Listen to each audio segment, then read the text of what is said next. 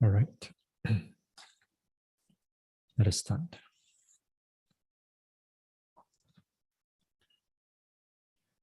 Kayena vacha chittena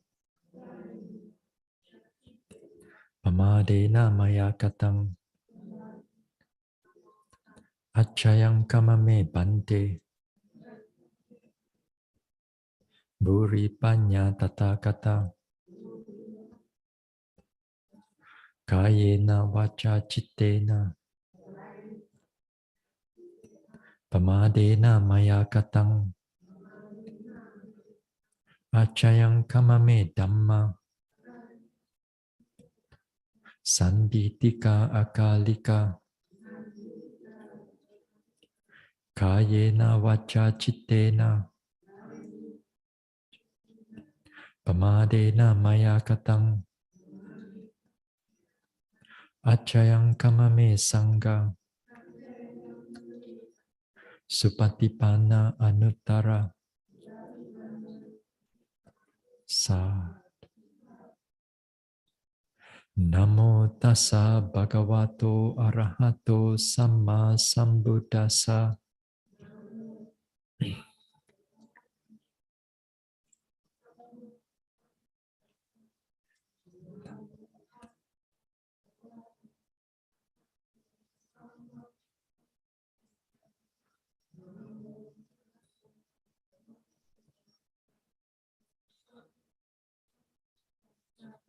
Buddhang saranang gacchami. Dhammang saranang gacchami. Sanghang saranang gacchami.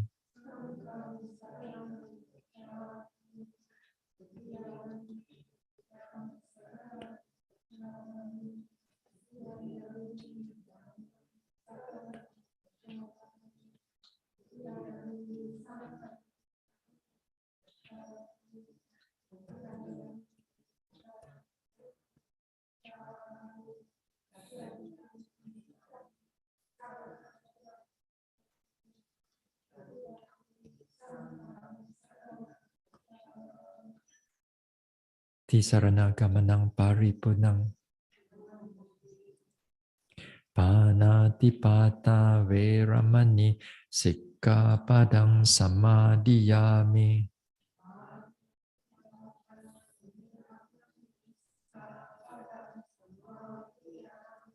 Adina dana veramani sikkapadang samadhiyami.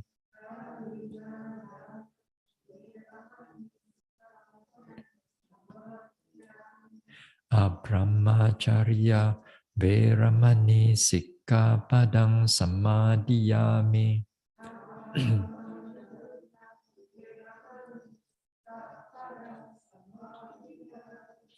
Musavada veramani sikkapadang samadhiyami.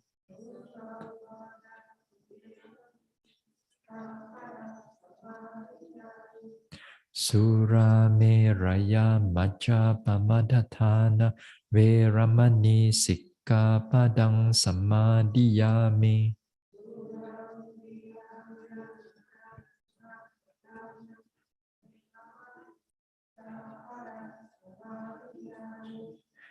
Vikala bhojana veramani sikkapadang samadhiyami.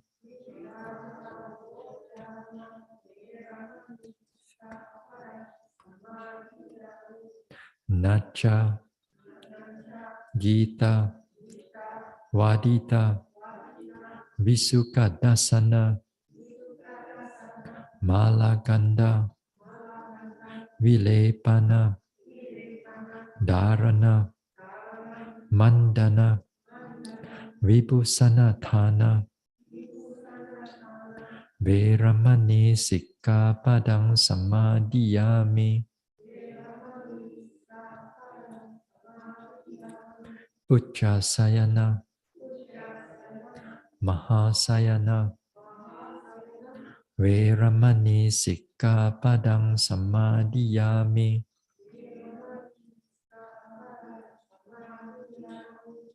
idang me silam maga pala nyanasa pachayo hotu appamadena sampadeta sa sa.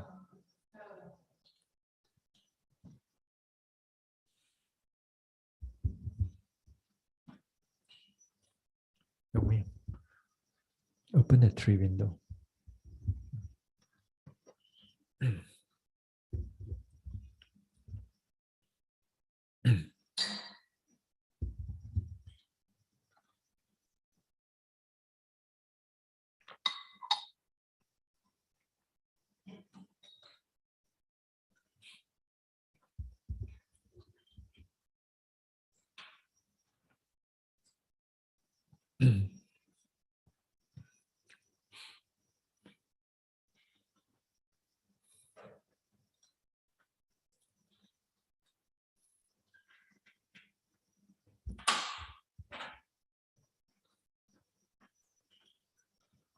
All right. Never mind. Let us start.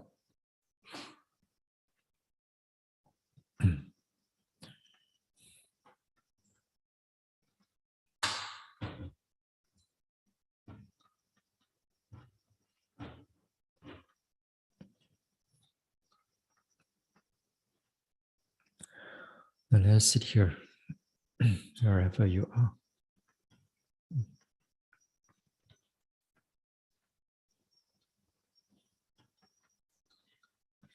Let us relax.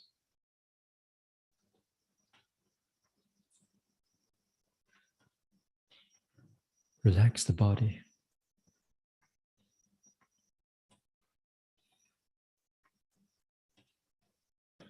Relax the body.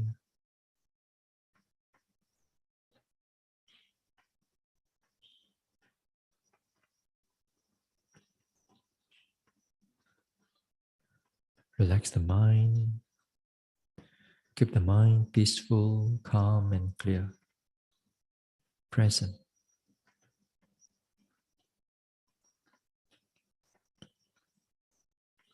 And let the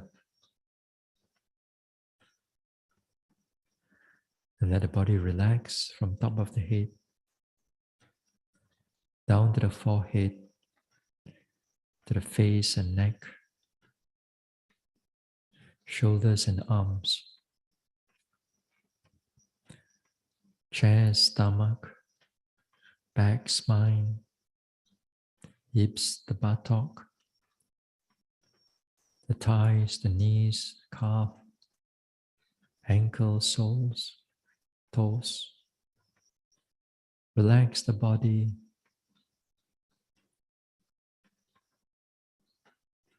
But keep the mind open, calm, and peaceful.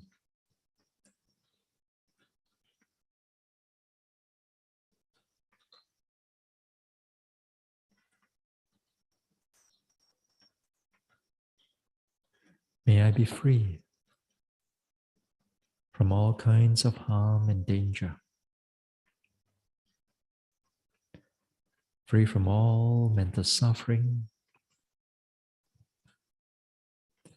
Free from all physical suffering.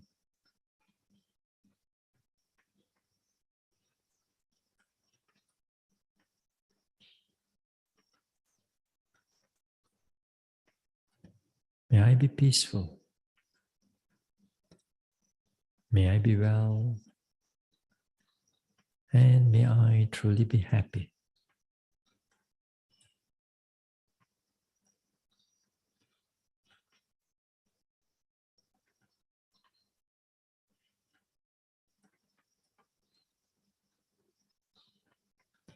May I be free from all kinds of harm and danger. Free from all mental suffering.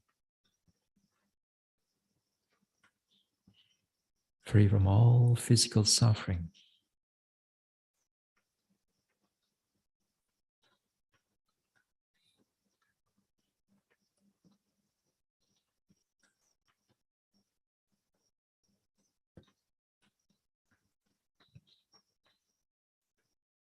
May I be peaceful. May I be well and healthy. And may I truly be happy.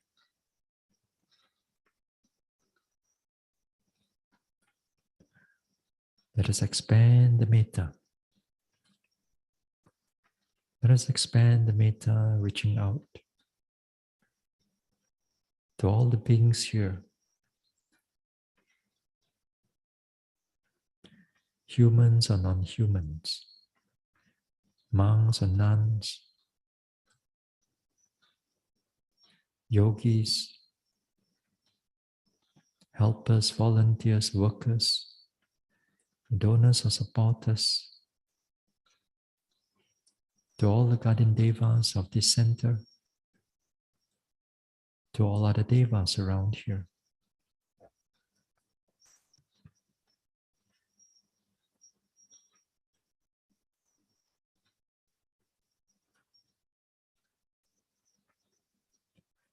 To all the petas, to all the animals, big and small, seen or unseen.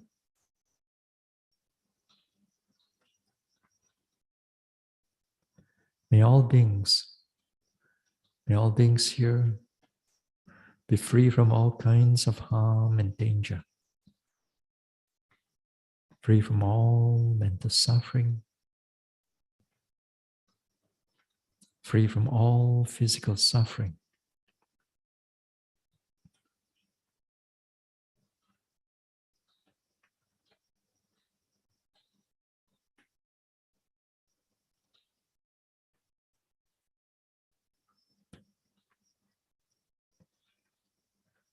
May we all be peaceful.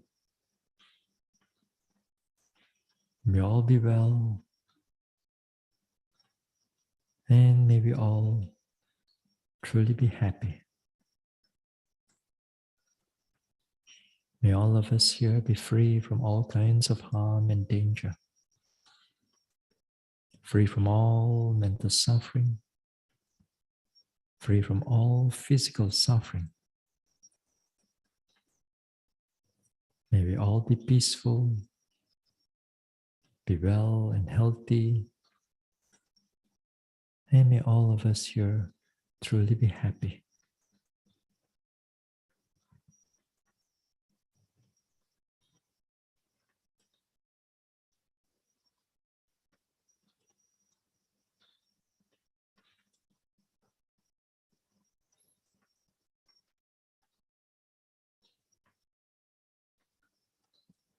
Now let us expand. Let us expand the metta to all beings in this country. May they be humans or non-humans. May they be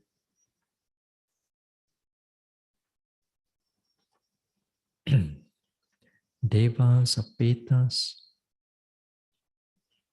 animals big or small, far or near, seen or unseen.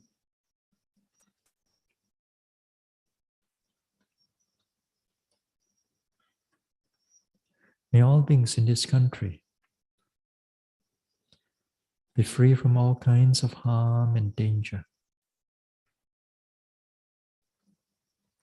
free from all mental suffering, free from all physical suffering.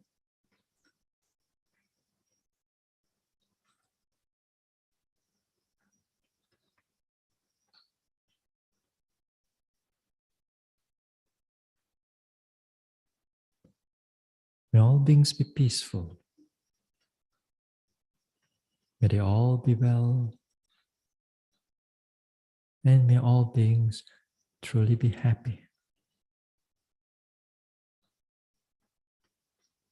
May all beings in this country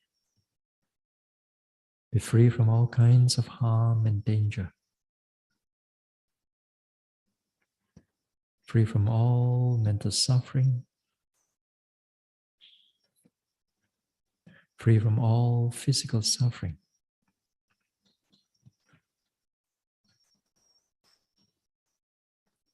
May all beings be peaceful.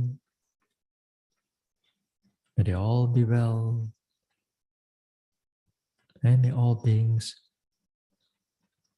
truly be happy.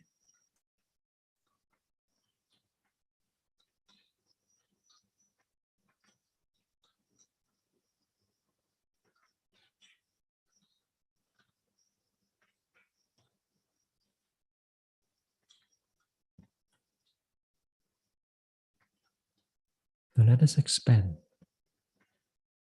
Let us expand the metta, suffuse the metta to all the beings in this world. May they be humans or non-humans. May they be our loved ones near or far away. May they be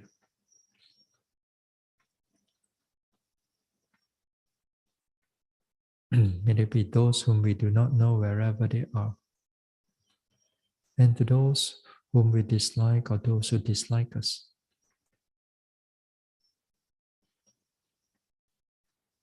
To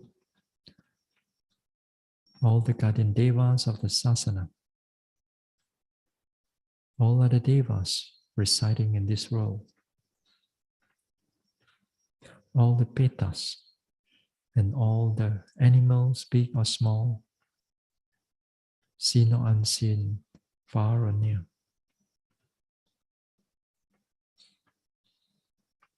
May all beings in this world be free from all kinds of harm and danger. Be free from all mental suffering. Free from all physical suffering. May all beings in this world, may they all able to live in peace and not in war. Live with kindness and compassion and not in cruelty.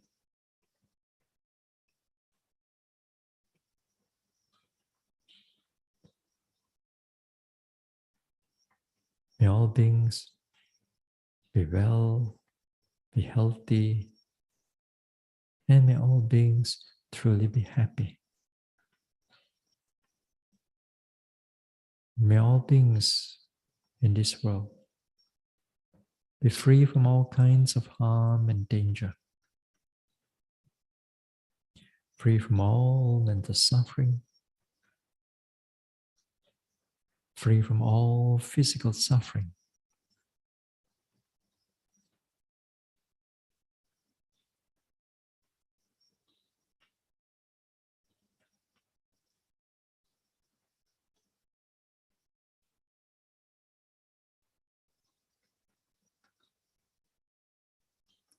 May they all be peaceful, be well and healthy, and may all beings truly be happy.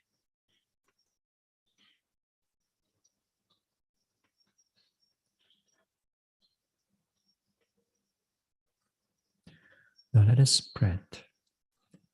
Let us spread the metta without boundary, without condition, to all beings without exception. To all beings in this universe or universes. To all beings from the highest planes of existence down to the lowest plane of existence. To all the beings in all the world systems.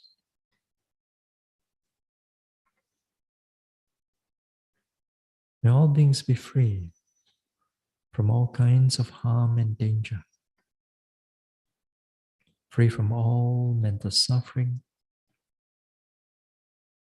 Free from all physical suffering.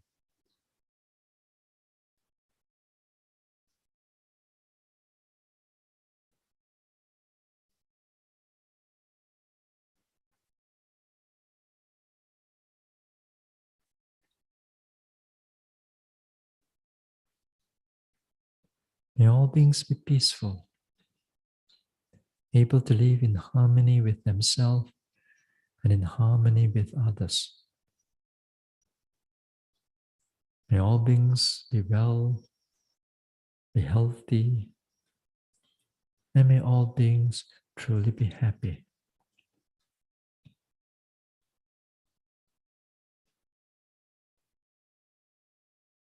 May all beings be free from all kinds of harm and danger, free from all mental suffering,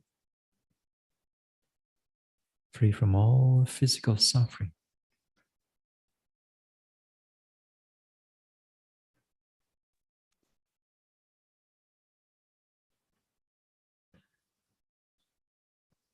May all beings be peaceful. May they all be well. And may all beings truly be happy. May all beings be peaceful. May they all be well. And may all beings truly be happy.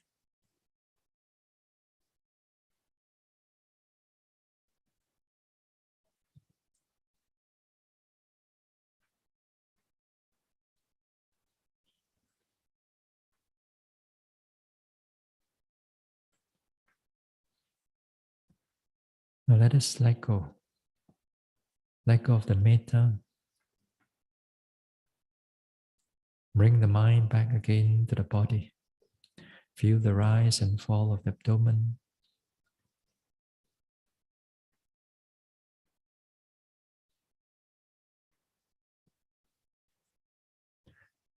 Feel the body in the present.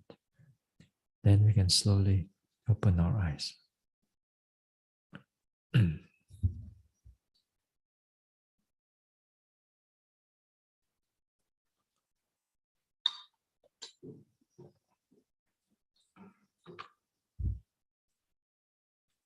Hold on, everyone.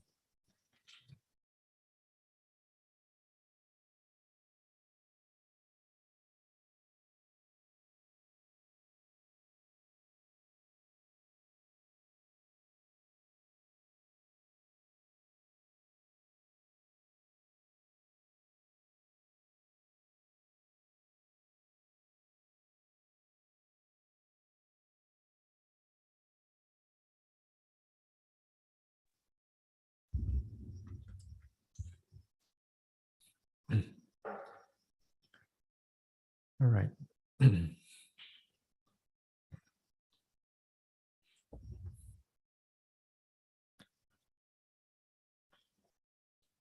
So yesterday. Yesterday.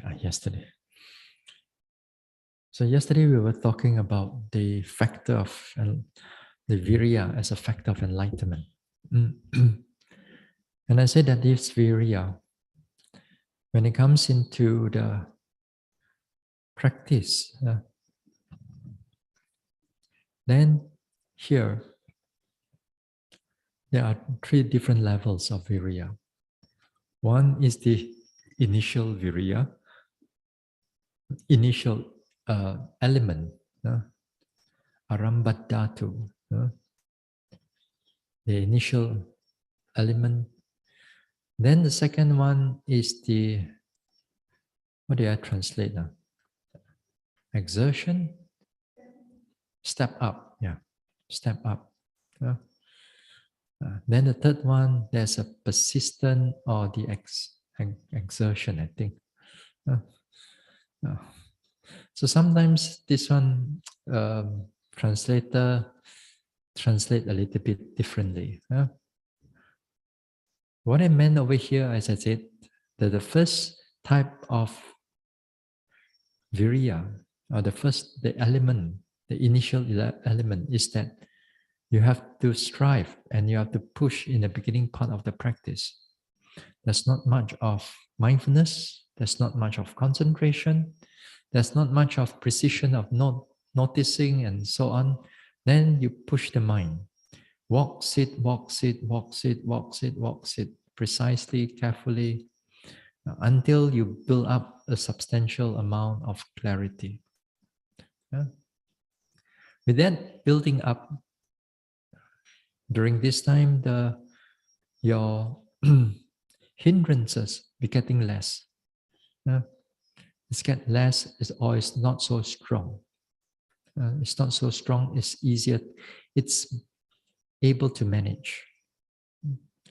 Then when we need to, later part, as we go into the number of days, we need to also overcome or face to them directly, have to, so that you can able to overcome all these type of hindrances.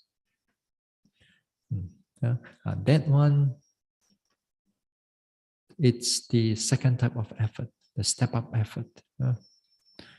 Sometimes it's not just these hindrances, but the anger, frustration, fear, all that comes in, whether from our senses or from the mind, then we deal with them.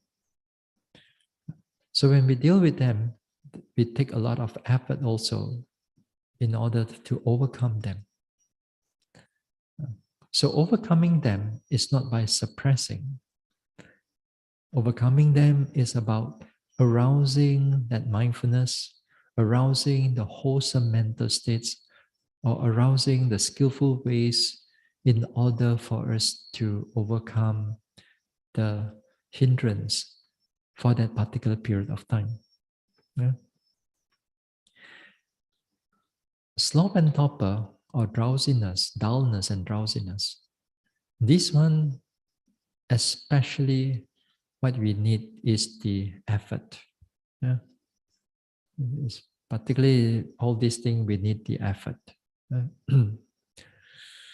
So when we're able to do that, then the next one is the element of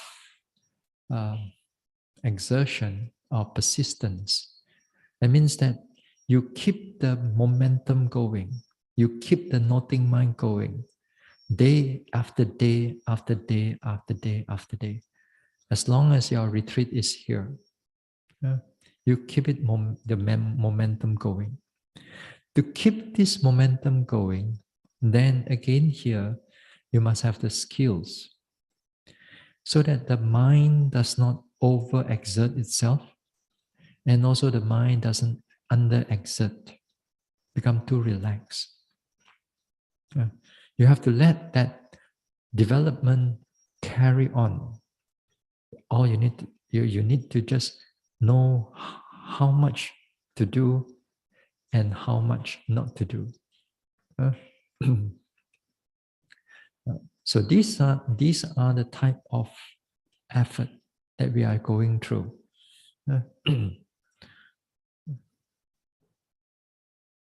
Now, yesterday also, as I said, we touched upon that sloth and torpor. The sloth and torpor here, they can be very difficult. So yesterday I used the word, the Pali word is tina mida. So as I said again, sometimes the tina becomes clearer, sometimes mida becomes clearer. Whichever it is, as long as you know how to note them, then fine. Just to show you that even the tina mida, even this sloth and torpor, they have a different shades, different characteristics, slightly different characteristic. And it's interesting for us to know about its different characteristics. To pick up on that different characteristic, then again here, the mind will become more sensitive to it when it comes up in the future.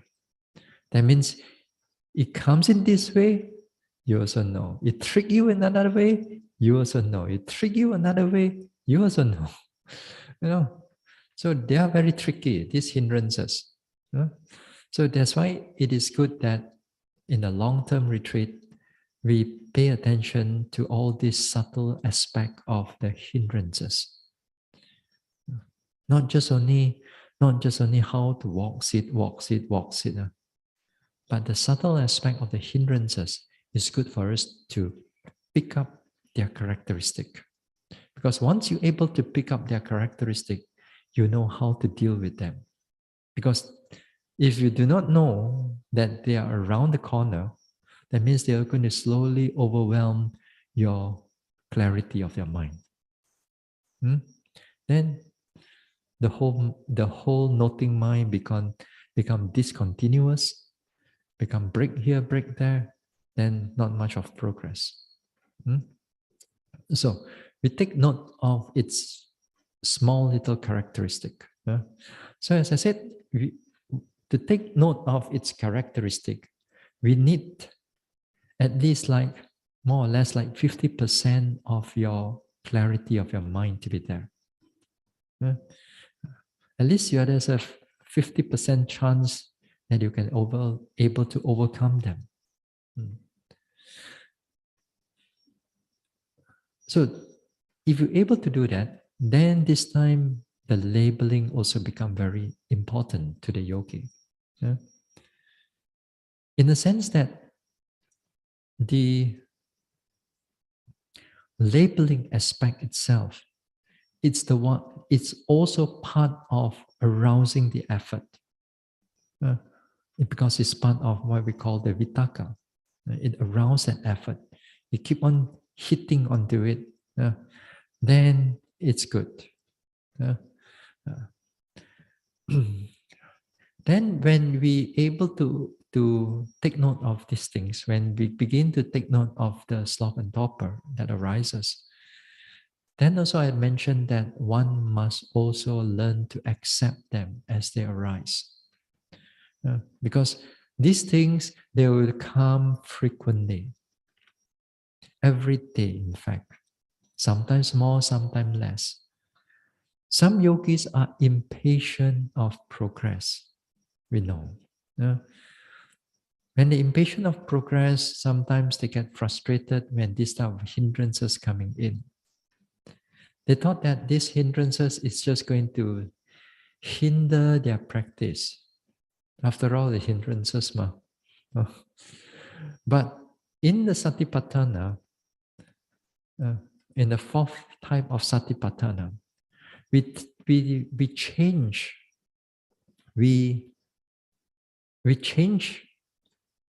the hindrances into a meditation object, into a mental object. And understanding this sloth and torpor is to understand what are the conditions that give rise to the sloth and torpor, and also what are the conditions that it will disappear, what are the conditions that is going to be there, and what are the conditions in the future that it will not arise. That means the skill must be there. That means you must be able to understand your own practice thoroughly, so that when you deal with this sloth and torpor, in the future, because of the skills that you have, then this sloth and torpor comes in a shorter duration. It comes in a shorter duration, shorter time. Previously, you may have to deal with it like 45 minutes, half an hour. This time, it gets less, 20, 15, 5, 1 minute, 2 minutes, few seconds. Just by acknowledging it, it's already gone. And it is interesting, because here it gets shorter and shorter, but you still come once in a while, it gets longer, it gets shorter, and so on. So it's good that for us to able to deal with them. So we must able to accept them. We must able to accept them, just shift the mind, change the mind into noting them. Try not to suppress them. Try not to suppress them with all kinds of wrong ways. Like, for example, with our pride. Now we try to keep the body still, suppress it, don't want to make the body moving, and so on. Because that maybe other people may see us, and so on. So these type of things that we have to be careful. You know?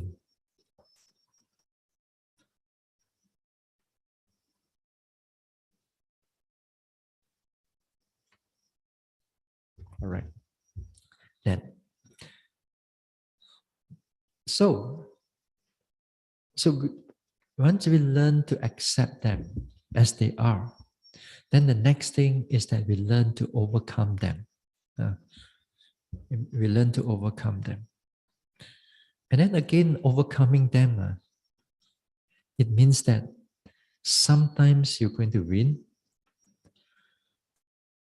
sometimes you're going to have a hard time. Or sometimes you're going to win, then immediately you're going to lose again. Then you win again, then you lose again, maybe within a sitting. Maybe, for example, you sit there, then you try this, try that. Oh, everything become clear. 15 minutes later, it come again. Then you try. Oh, everything become clear. Then it come again. Oh, wow. You see how much your tolerance you can take. How much patience you're going to have. You know, it's going to poke you here and there until you uh, so these things during a yogi's meditation, it can happen. Sometimes you just note them a few times, you already overcome it, then well and good. Yeah. So here again, the principle here is arousing that, re-arousing that effort again. Together with the effort, you must arouse that mindfulness.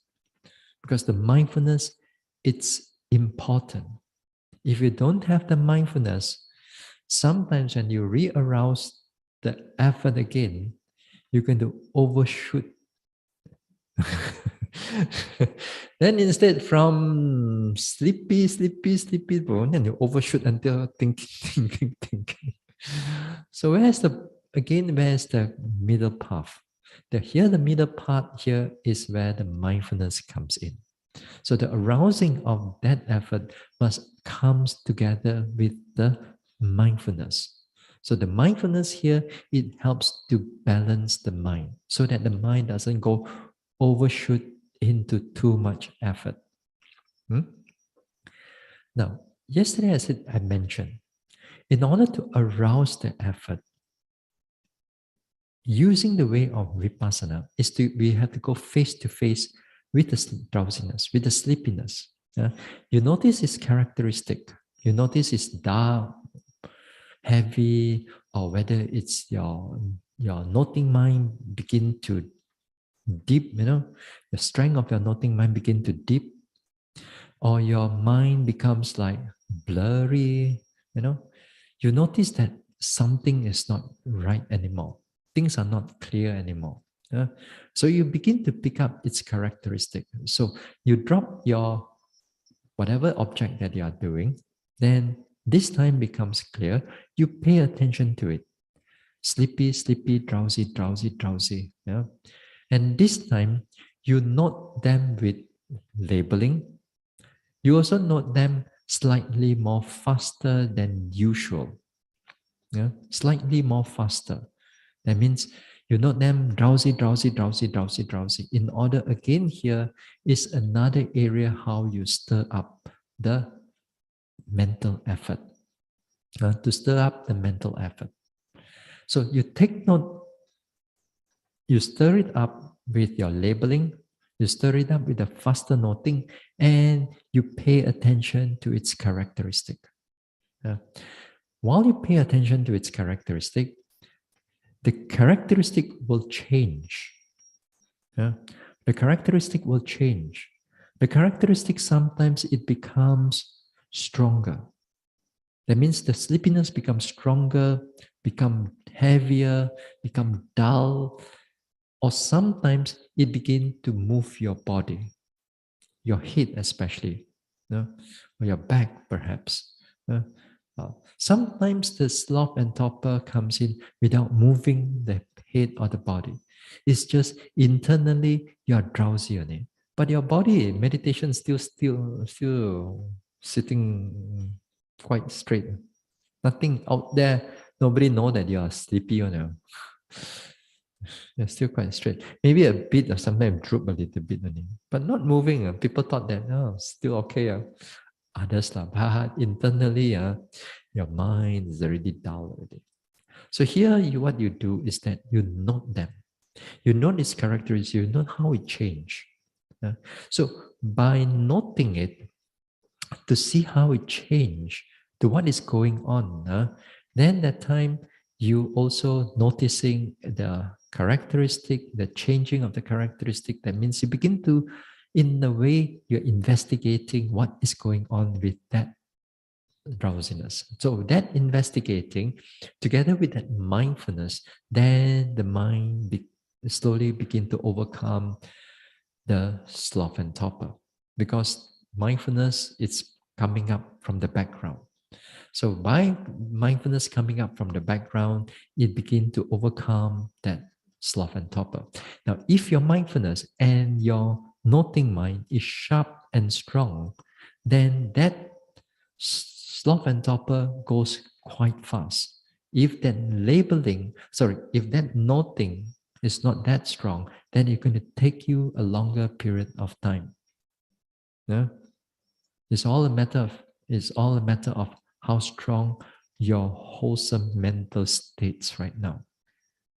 So here you are re-arousing, using the effort, re-arousing that mindfulness, re-arousing that investigation, then the whole mind becomes clear. So it's good that if you can able to do that. As much as I talk over here, sometimes it may take you a talk or two, but all you need to do is do it few seconds only, then things over already. Yeah. That's it. Sometimes a few seconds, things over already. But the thing is that you must know how to do it. If you do not know how to do it, then a bit difficult. I don't mind spend 1 hour for you just to do few seconds. I don't mind to talk for 1 hour to make sure that it goes into your head. Because after all, every retreat, you're going to do it anyway. You're going to have sleepiness anyway. So when we deal with that, so we pay attention to it until it kind of like starts to fade off. Now, this way, I don't recommend for yogis to come for the first day or second day or third day. This time also it's good that a yogi have some good maturity in the mental development.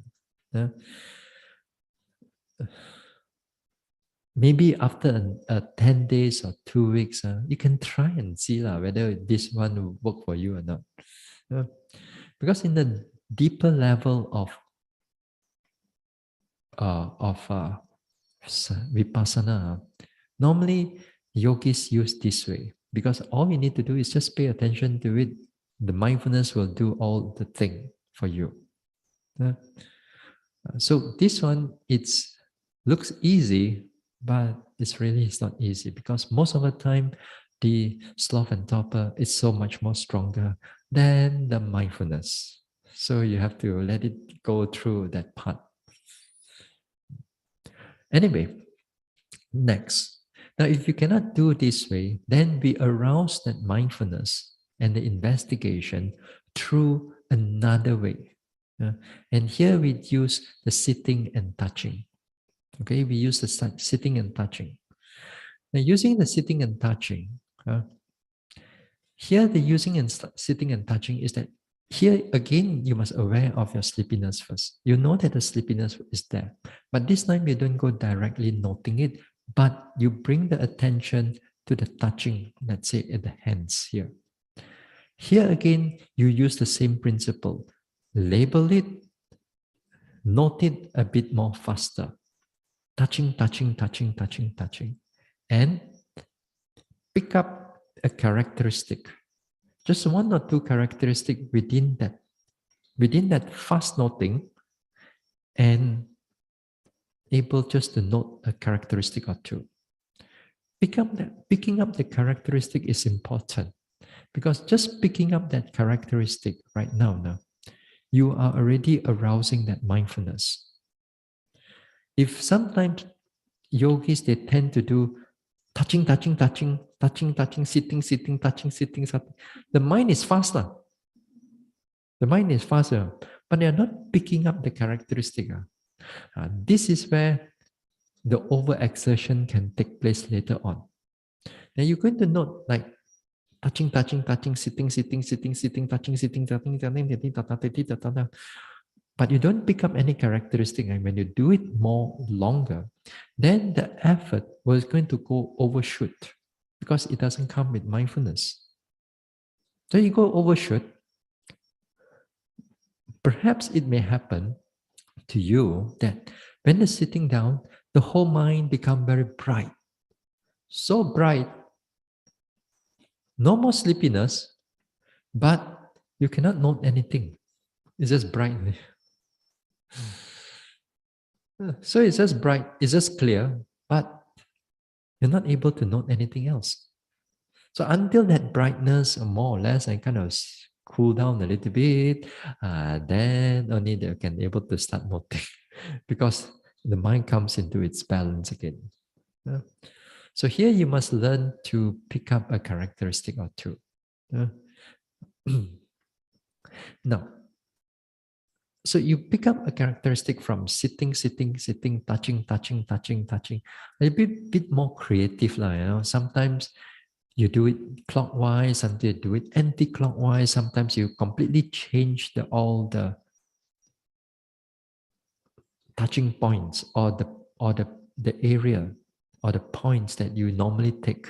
So you take other areas, completely another area. Just make sure that the mind works. All you need to do is make sure that the mind works. When the mind works, it brings out that clarity of the mind. Sometimes it comes to the evening. It comes to the evening and body gets a bit tired.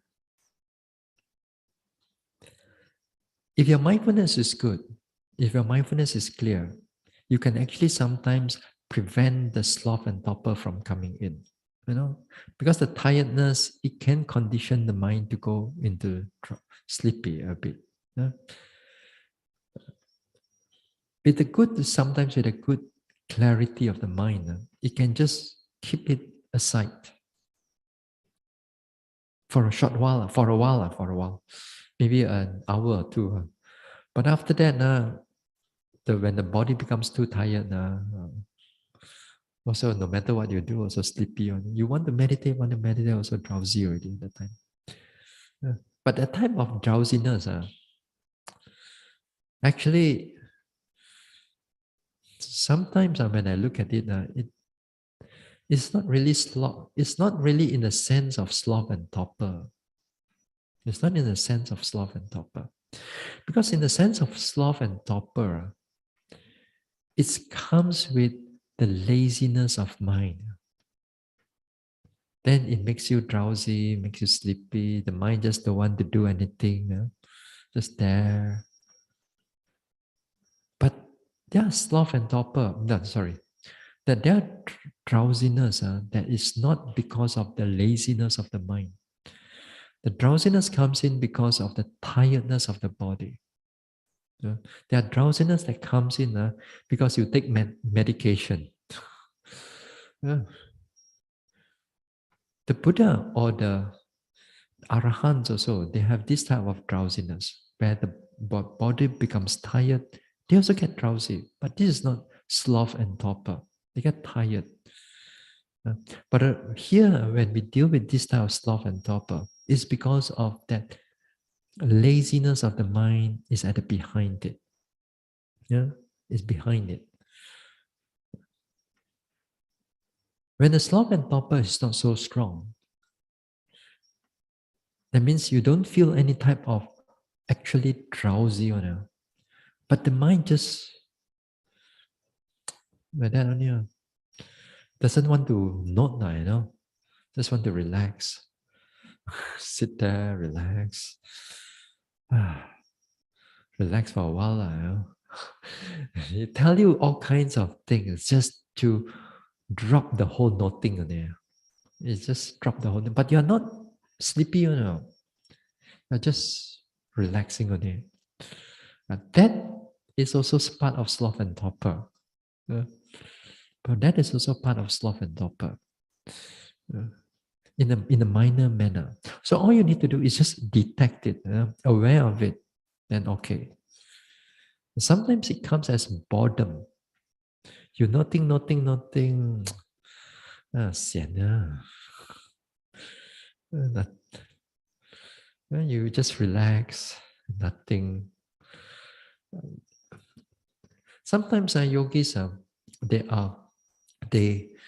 sit down. They sit down, just waiting for the time to ring on here. There's not much pain. There's not much rising and falling. There's not much thought. There's not much. Other words, there's not much anything lah. But it's just sit there. How come the time still not ringing yet? Just sit there. No pain, no, this time. I mean, pain we understand. You begin, but this time also no pain, nothing much. It's just sit there. So you be careful. This is already sloth and torpor coming in, not in the sense of drowsiness, but in the sense of laziness of the mind. Yeah, the sense of laziness of the mind. Yeah. So take note of those things. Now, we're back again to the heavier type of sloth and torpor. The heaviest type of sloth and torpor, you actually have to note them. Other words, you note the sitting and touching. If you able to overcome it, overcome the sloth and torpor, then well and good. Sometimes cannot. If the sitting is if the sloth and torpor too strong, if the drowsiness too strong, then get up. Get up and walk, or get up and do standing meditation. Yeah? And again, when you notice the sloth and torpor, sometimes you get up also. Because of the laziness of the mind, the body also feels lazy to get up. So might as well sit there and sleep, sit there and rest. It just feels lazy, it feels heavy. Because of the sloth and torpor, it conditions the body. The body feels heavy. So when the body feels heavy, you feel reluctant. So here again, you must push the body to get up and do a bit of walking meditation. Yeah? So this is one way. Yeah?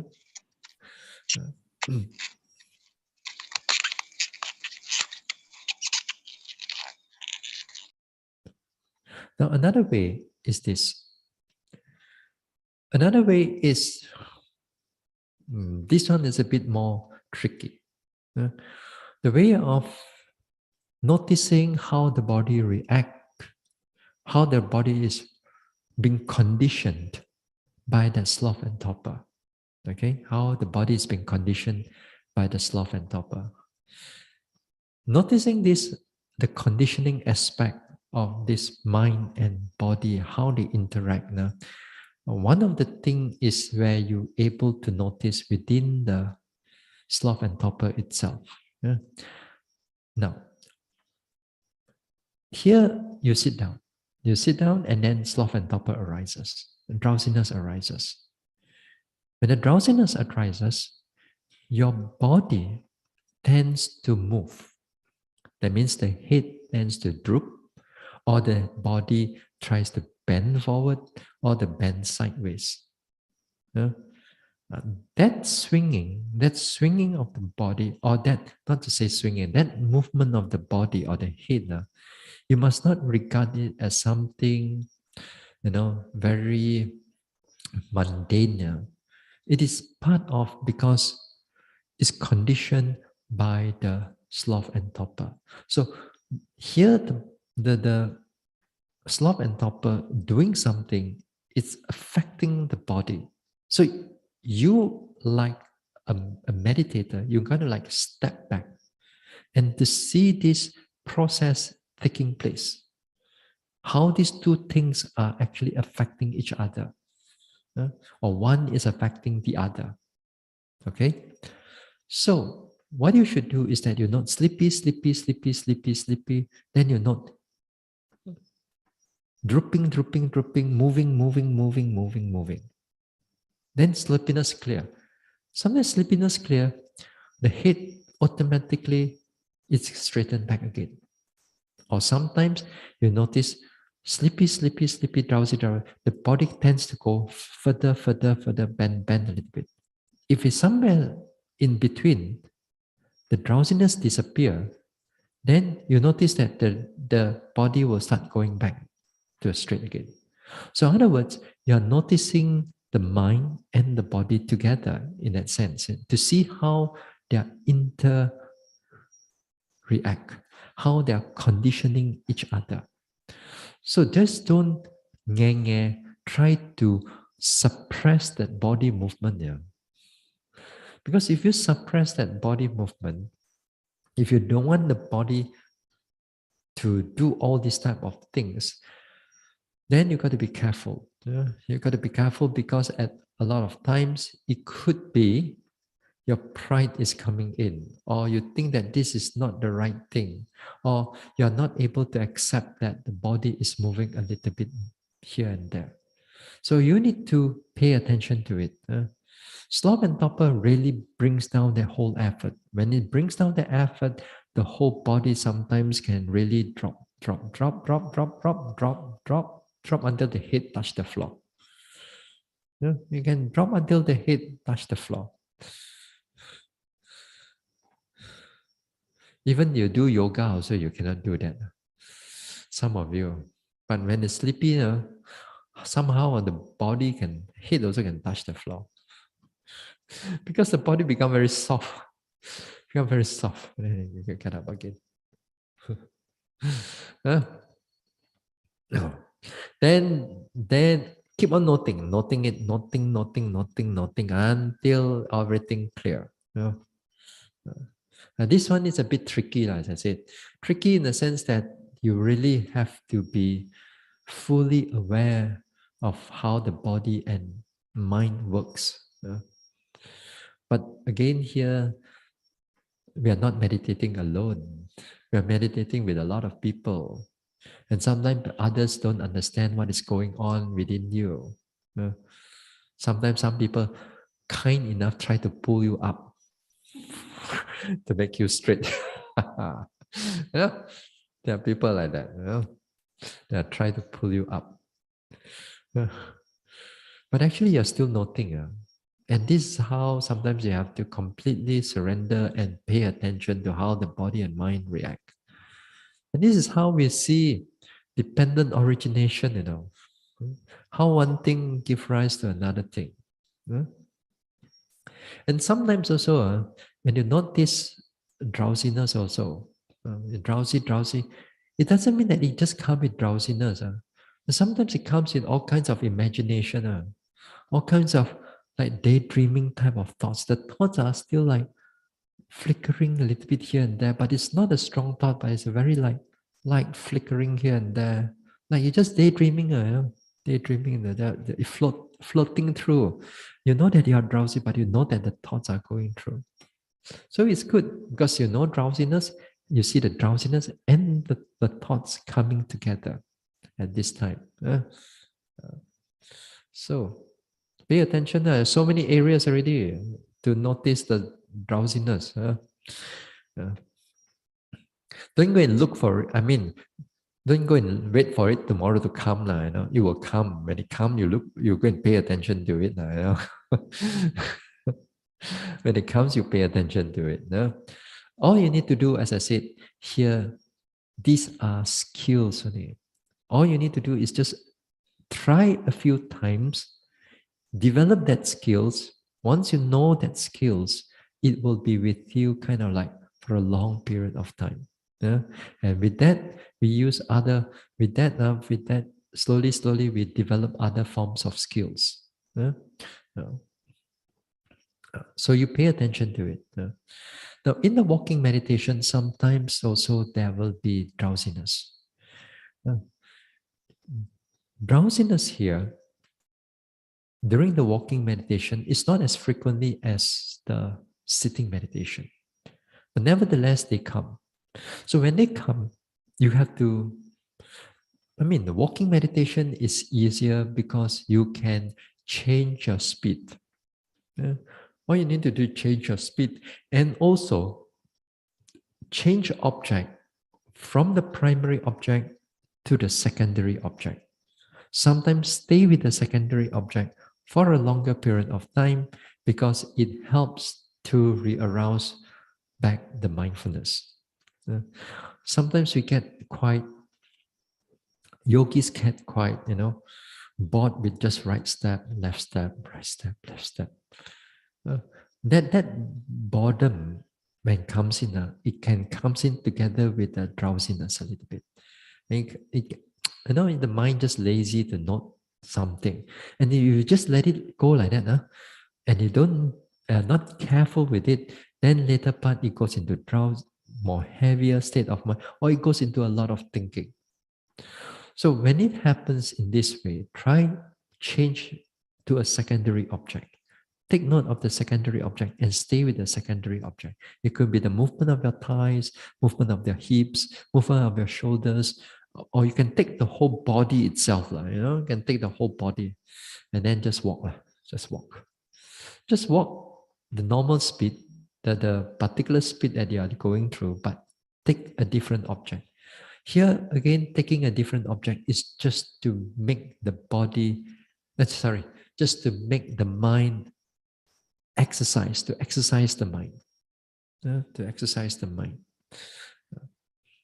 So this is a few things that what a yogi can do.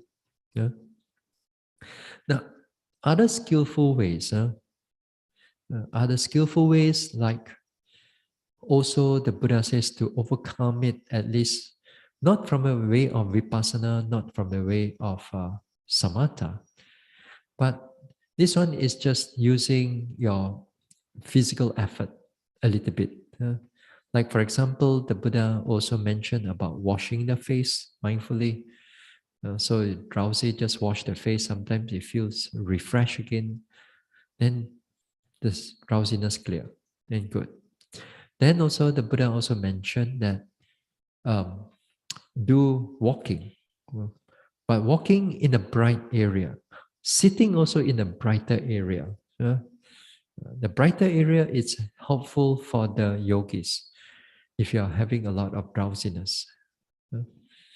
Sometimes yogis tend to love very dim lit area because very soothing to the eyes. Sometimes their own home, they turn off many lights, just a few small little light.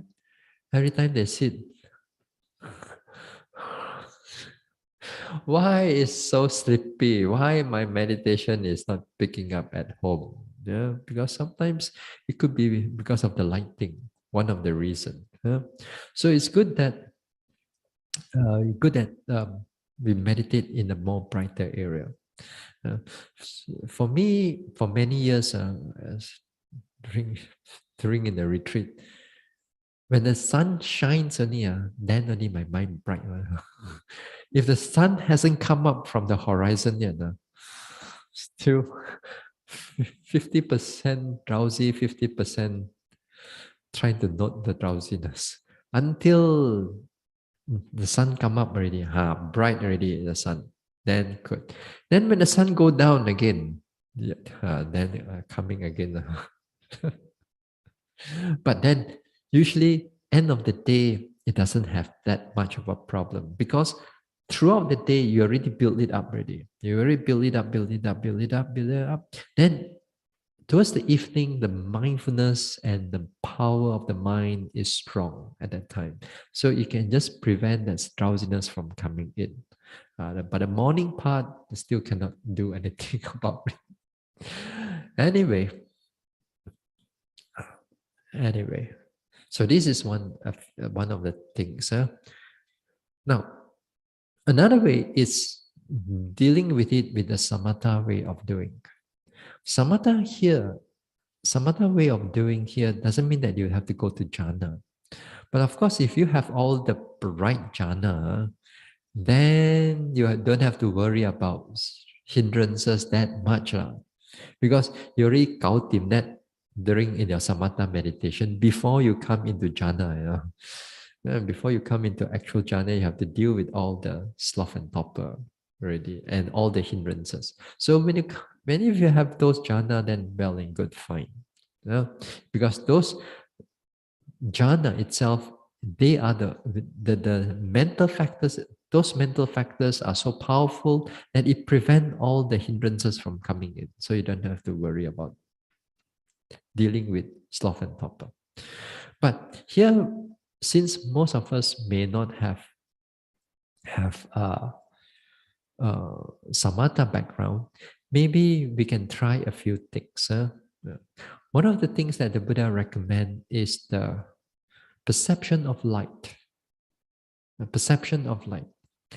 Just now, as I said, perception of light is through the physical form, in the sense that you sit in the more brighter areas, you walk in the more brighter areas, then it helps to overcome the sleepiness, drowsiness. But here also, you recreate lights in the mind. Most of the time when we do vipassana meditation, when we say that when the lights come in to your meditation, you note brightness, brightness, or light, light, light, light, color, color, color. Sometimes it comes as color. Now, when it happens in that way, we take note of those things, and then after that, we leave it back again to the more bodily objects. Fine. But you will notice that when this type of colors and brightness comes in to your meditation, there's no drowsiness. There's no drowsiness during that time. So what you need to do is just remember, recall some bright situation, bright places that you have gone before, or you just imagine something that is bright. To me, it's like we're back in Penang. There's a lot of beaches over there, and we go to the beach in like 3 or 4 p.m. in the afternoon, right at the sun as the most powerful. No clouds, nothing. Then that whole area is so bright. For me, it's just to remember that all my drowsiness gone. Because so bright. Or sometimes you just imagine that you're looking at the sun. Imagine you're looking at the sun. Or looking at the lights or something, something bright. And then all you need to do is just remember that, recall it. Enough for the drowsiness to disappear. Then drop the imagination, drop the colors and so on, drop it away, back again to the rising and falling, to sitting and touching. Yeah. And it's helpful. It's helpful. Don't do it too long, as long as you don't make sure you don't attach to the imagination. Not biggie, it's from sleepiness to imagine and then imagine. Then you go on the path of imagination. Then that is not a problem. So all you need to do is that you use this type of brightness in order just to navigate the mind through the sloth and torpor. Then the mind clears again. Everything is good.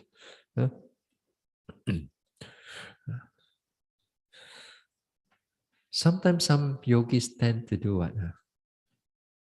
But Bante, you see, when I think a lot also, I also don't feel sleepy. So can I think or not during the time? I think of something like that. Cannot, you cannot do that. Because the thinking, you're going to go into restless mind. So from sloth and torpor, you're going to run into the restless mind. So that also is not right, So you cannot use an unwholesome state of mind just to cover another unwholesome state of mind. Then it's not going to work. So again, here is always must use a skillful ways of doing things.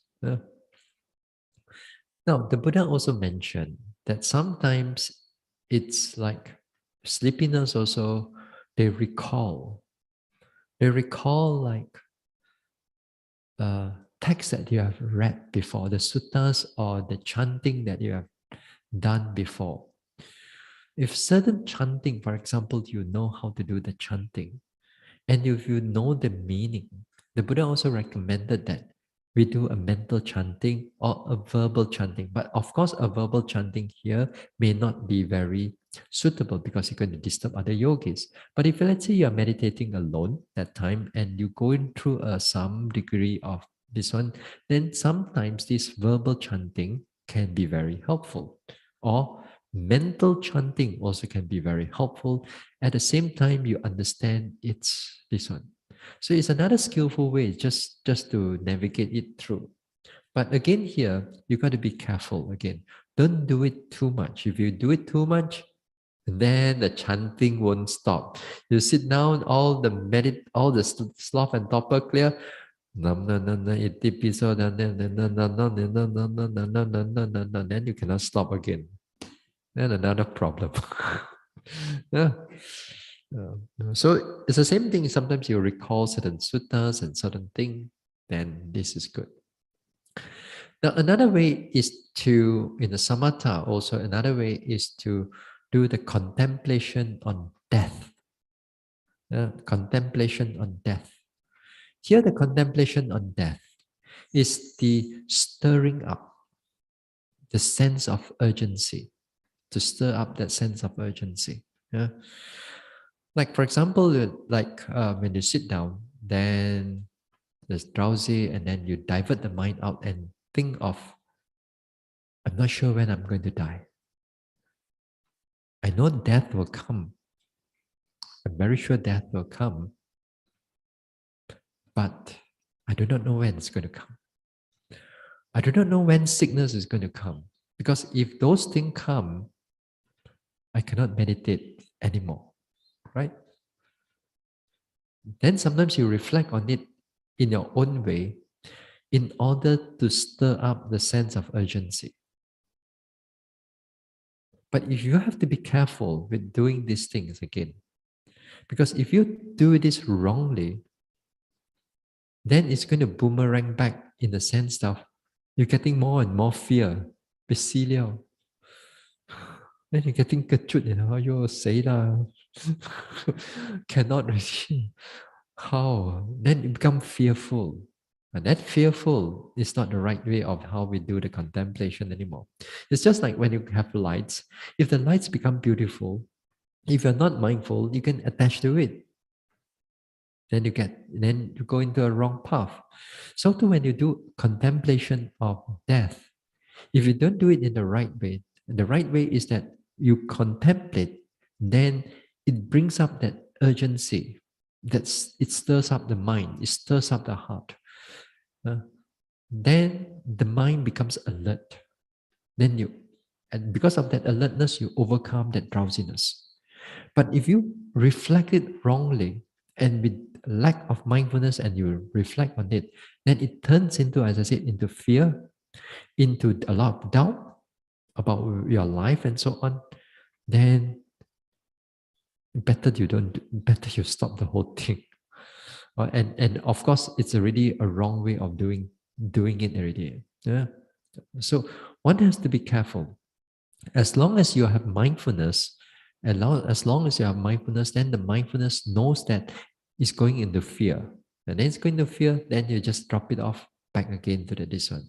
Then because of the mindfulness, you know that there's a sense of urgency arises, then you stir it up for a while until the sloth and torpor overcome the sloth and torpor, then well and good.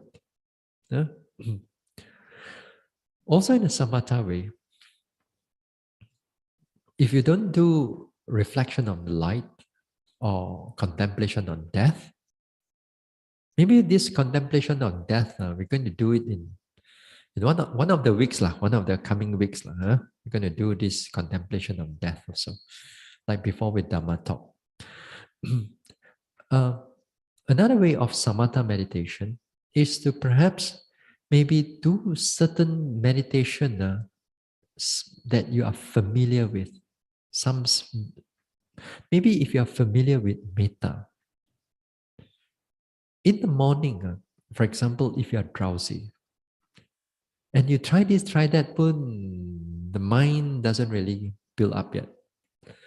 So might as well try something else lah, completely. Yeah? Try metta and see that if you are familiar with it. Yeah?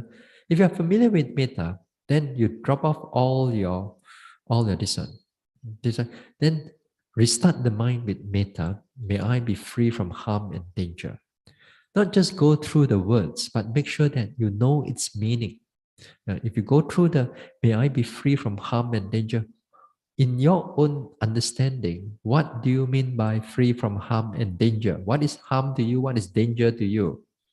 Uh, what is free from physical? What usually what we say?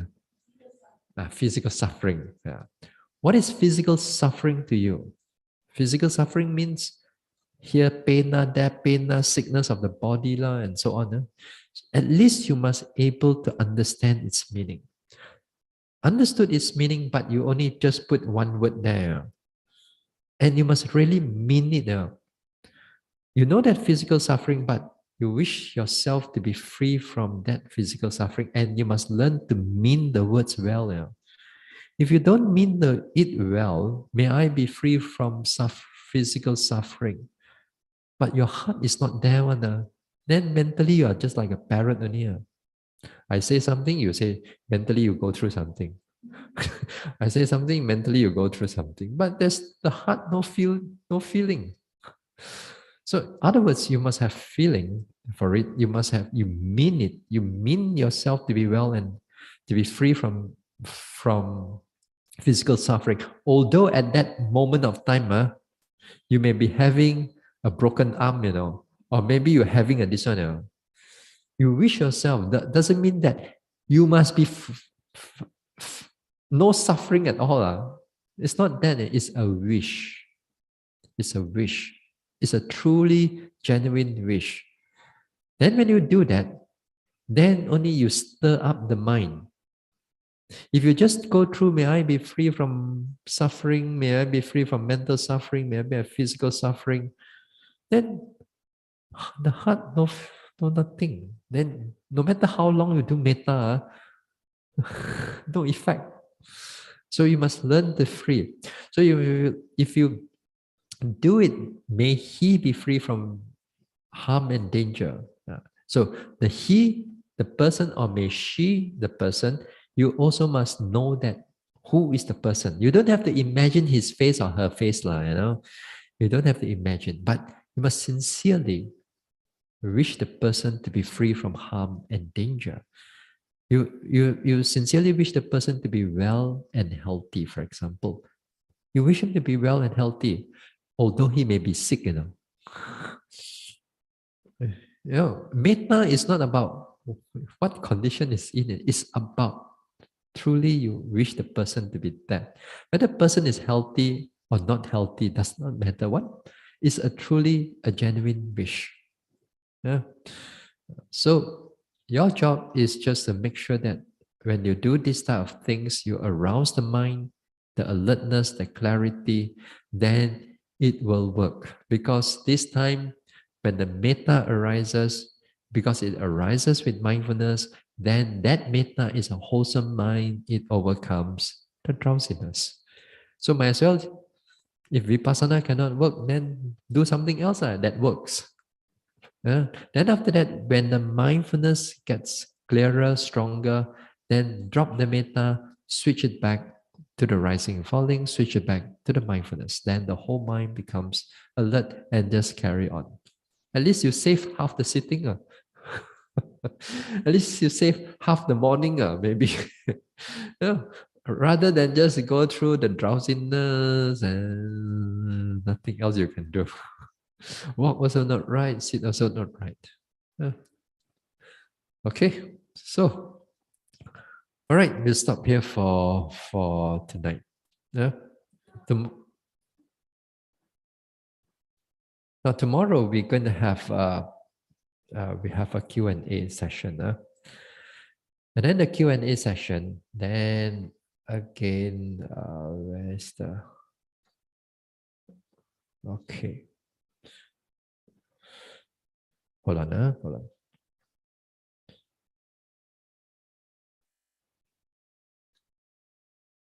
Now, again here, for those people who are online, then your cut-off time, if you want to ask questions about meditation, about the Dhamma talk or something connected with the Dhamma, then you ask a question, you send your questions to Sister Hundeng, or those who are on Zoom or on Facebook or on YouTube. And for those over here, the box is there. You bring it to the respective places. Then maybe by 5, 6 p.m., I'll pick it up. By lunchtime also, I'll pick up one time. Then evening, I'll pick up another time. Okay? All right. Now we share merits.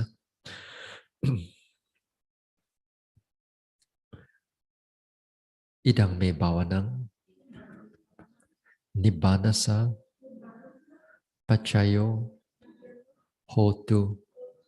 May my mental cultivation be a condition for the realization of Nibbana.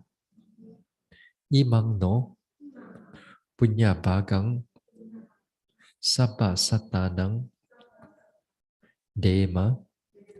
We share these merits with our departed ones, with all beings and all the devas. Sabbe satta sukhi hontu anumodantu. May all beings be happy. May they rejoice in these merits. Sadhu.